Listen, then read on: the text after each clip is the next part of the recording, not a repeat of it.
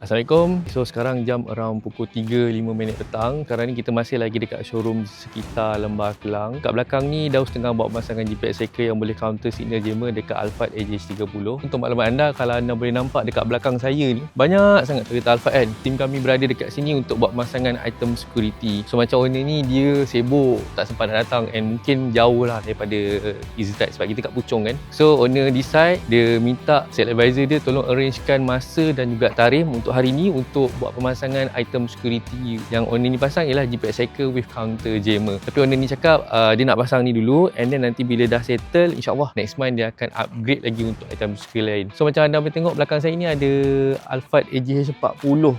Alphard AJH40.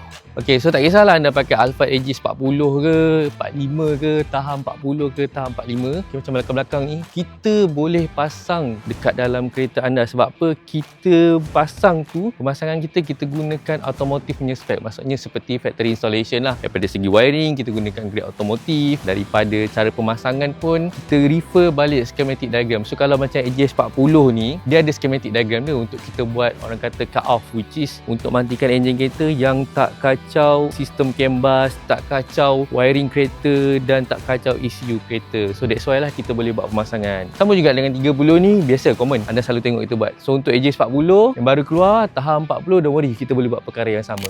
Jadinya kalau anda ada pertanyaan lanjut, nak tahu macam mana pemasangan dekat EasyTrack ni, nak buat book slot pemasangan ke, nak book slot consultation ke, senang saja. Anda tekan saja butang WhatsApp di bawah. Kita jumpa anda dekat EasyTrack HQ. Kalau tak boleh datang HQ, kami datang ke tempat anda.